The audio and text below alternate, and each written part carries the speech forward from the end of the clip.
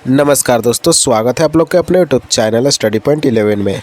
दोस्तों SSC MTS हवलदार परीक्षा 2022 के 20 जुलाई के थर्ड शिफ्ट का पेपर समाप्त हो गया और जितने भी प्रश्न मेरे पास अवेलेबल हो पाए, काफ़ी मुश्किल से प्रश्न मिले हैं, आप लोग को मैं बता देता हूं। तो आप लोग चैनल को सब्सक्राइब जरूर कर लीजिएगा दोस्तों, और इस वीडियो को अपने दोस्तों के बीच शेयर जरूर कीजिएगा, क्योंकि एक एक प्रश्न के लिए काफ़ी मशक्क़त करना पड़ा है थर्ड शिफ्ट के पेपर के लिए। तो आप लोग इस चैनल को सब्सक्राइब जरूर कीजिएगा और वीडियो को शेयर जरूर कीजिएगा। चलिए शुरुआत करते हैं। पहला प्रश्न क्या पूछा गया, हम लोग एक एक करके सारे प्रश्न को डिस्कस कर लेते हैं।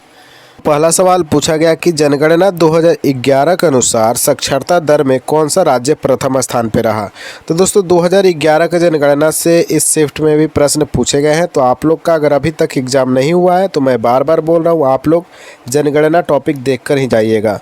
तो दोस्तों इसका सही उत्तर था केरल, जो 93.91% यहाँ का साक्षरता दर है के साथ शीर्ष स्थान पर बरकरार है, और बिहार 63.8% के साथ साक्षरता दर के साथ समग्र श्रेणी में अंतिम स्थान पर है बिहार। ये भी आप लोग याद रखेंगे और ये प्रश्न भी पूछा गया है। मिजोरम का सिरछिप भारत का सबसे अधिक साक्षर जिला है। अगला सवाल देख लेते हैं दोस्तों, हाइड्रोजन का परमाणु क्रमांक कितना है, ये पूछा गया था। तो इसका सही उत्तर हो जाएगा 1। तो हाइड्रोजन का परमाणु क्रमांक 1 होता है दोस्तों, आप लोग को पता भी होगा। अगला सवाल पूछा गया कि निम्नलिखित में से कौन मौलिक अधिकार से संबंधित नहीं है। तो दोस्तों भारतीय संविधान में अनुच्छेद 12 से लेकर 35 तक मौलिक अधिकार को रखा गया है। मौलिक अधिकार यानी फंडामेंटल राइट्स भारत के सभी नागरिकों को बिना किसी भेदभाव के दिए जाते हैं, और ये अधिकार प्रकृति में न्याय संगत है, और मौलिक अधिकारों के उल्लंघन के मामले में कोई सीधे हाई कोर्ट या सुप्रीम कोर्ट में जा सकता है। तो इसका जो ऑप्शन था दोस्तों, एक था संपत्ति का अधिकार। तो याद रखेंगे, संपत्ति का अधिकार पहले मौलिक अधिकार में था, लेकिन अब वर्तमान में वह मौलिक अधिकार से हटा दिया गया है। तो वही आपका सही उत्तर था। अगला सवाल देख लेते हैं दोस्तों, ए सुटेबल बॉय के लेखक कौन है। तो विक्रम सेठ हैं। और फर्स्ट शिफ्ट में क्या पूछा गया था कि अनसुटेबल बॉय के लेखक कौन है, तो करण जौहर है। तो याद रखिएगा, सुटेबल बॉय पूछे तो विक्रम सेठ और अनसुटेबल बॉय पूछे तो करण जौहर, यही बस अंतर है, आप लोग ध्यान रखेंगे। अगला सवाल आपसे पूछा गया कि इनमें से कौन सा त्यौहार अरुणाचल प्रदेश में मनाया जाता है।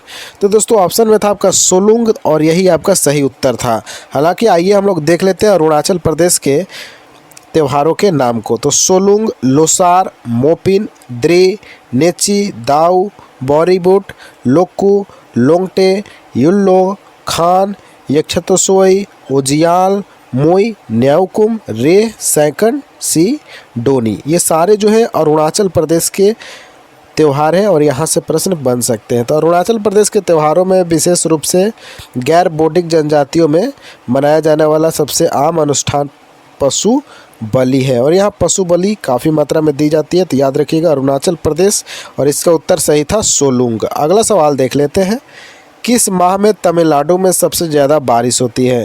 तो दोस्तों तमिलनाडु तट पर अधिकतर वर्षा अक्टूबर और नवंबर के महीने में होती है। हालांकि अभी बारिश हमारे तरफ भी हो रही है, इसलिए आपको बैकग्राउंड में कुछ आवाज़ें सुनाई दे रही होंगी, उसको आप लोग मैनेज कर लीजिएगा। तो दोस्तों तमिलनाडु में सबसे ज़्यादा अक्टूबर और नवंबर में बारिश होती है, याद रखेंगे, काफ़ी इंपॉर्टेंट है और ये बार बार प्रश्न पूछा जाता है। अगला सवाल आपसे पूछा गया है कि वर्ष 2021-22 में इंडियन सुपर लीग फुटबॉल जो लीग होता है किस टीम ने जीता है। तो दोस्तों याद रखिए, केरला ब्लास्टर की टीम को हैदराबाद एफसी ने हराकर खिताब पर कब्जा जमा लिया। तो हैदराबाद जीत गया है Indian super league football club cup जो होता है 2021-22 का, और कौन हारा है, तो केरला ब्लास्टर जो है उप विजेता रहा है। अगला सवाल देख लेते हैं, IPL 2022 में मनीष पांडे जो कि इंडियन टीम के क्रिकेटर हैं, किस टीम के तरफ से खेले थे। तो याद रखिएगा, लखनऊ सुपर जायंट्स के तरफ से मनीष पांडे इस बार IPL में खेल रहे थे। और लखनऊ सुपर जायंट्स के कप्तान की बात करें तो ये प्रश्न भी पूछा जा सकता है, तो KL राहुल थे आपके कप्तान लखनऊ सुपर जायंट्स के। एक और टीम बनी थी नया गुजरात टाइटंस, जिसने खिताब जीता है 2022 का T20 IPL का, और उसके कप्तान थे हार्दिक पांड्या, ये भी आप लोग याद रखेंगे। अगला सवाल देख लेते हैं दोस्तों कि भारत सरकार द्वारा प्रस्तुत बजट किससे संबंधित होता है? तो दोस्तों वार्षिक व्यय से संबंधित होता है, वार्षिक बजट जो भारत सरकार द्वारा प्रस्तुत किया जाता है। तो दोस्तों भारत में राष्ट्रपति द्वारा निर्धारित तिथि में संसद में बजट प्रस्तुत किया जाता है और वित्त मंत्री का बजट भाषण सामान्यतः 2 भागों में होता है। तो याद रखिएगा, वित्त मंत्री जो भी रहते हैं उस टाइम बजट पेश करते हैं। अगला सवाल आपसे पूछा गया था कि महात्मा गांधी दक्षिण अफ्रीका से भारत कब आए थे? तो 1915 कि उस 9 जनवरी की सुबह जैसे ही गांधी जी अपोलो बंदरगाह पे उतरे, यानी 1915 में 9 जनवरी को महात्मा गांधी दक्षिण अफ्रीका से भारत उतरे और इन कार्यकर्ताओं ने उनका गर्मजोशी से स्वागत किया और गांधी जी ने 1893 में दक्षिण अफ्रीका गए थे। उस समय वो 24 साल के थे, लेकिन जब भारत लौटे तो वो 45 साल के अनुभवी वकील बन चुके थे। कहते हैं कि गांधी बनकर गए थे और महात्मा बनकर वापस लौटे थे। याद रखिएगा, 9 जनवरी को महात्मा गांधी भारत वापस लौटे थे दक्षिण अफ्रीका से। अगला सवाल आपसे पूछा गया है कि गुजरात के किस बंदरगाह से मुगलों ने सबसे ज़्यादा व्यापार किया? तो सही उत्तर था सूरत। याद रखेंगे, काफ़ी इंपॉर्टेंट प्रश्न है हिस्ट्री से। अगला सवाल पूछा गया कि दक्षिण भारत की गंगा किसे कहा जाता है?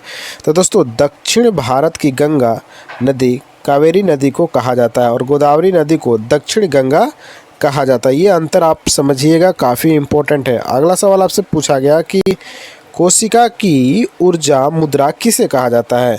तो आप लोग पढ़े होंगे एटीपी के बारे में और यही आपका सही उत्तर था इस प्रश्न का।